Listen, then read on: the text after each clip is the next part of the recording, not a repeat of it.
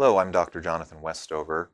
I'm pleased to have an opportunity to share my thinking and some of what I'm involved with on campus related to the UN uh, Sustainable Development Goal number 1, which is to end poverty in all forms everywhere.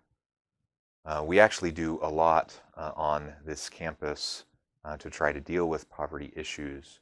In my role as Associate Professor of Organizational Leadership, I teach courses on organizational development and change, and one of the things that I do in my classes is that I have students work on consulting projects with local nonprofit agencies.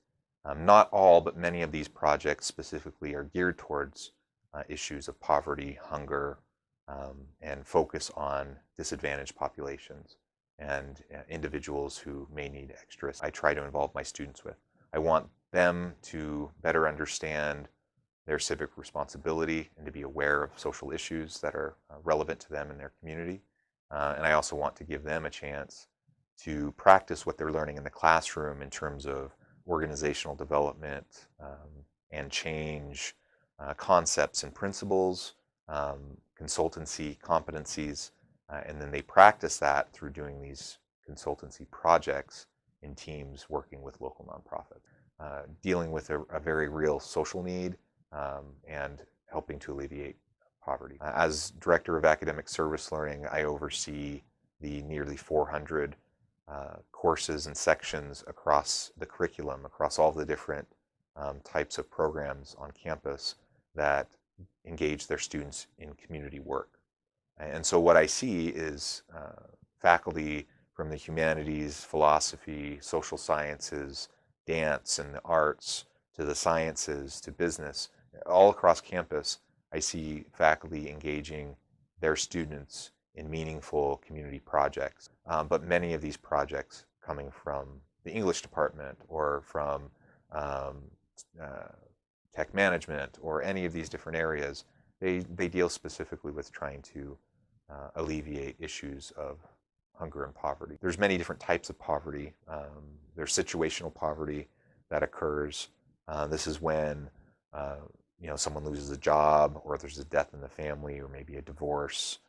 Maybe there's a natural disaster. There's some sort of occurrence that happens that results in an individual and or their family being in situational poverty.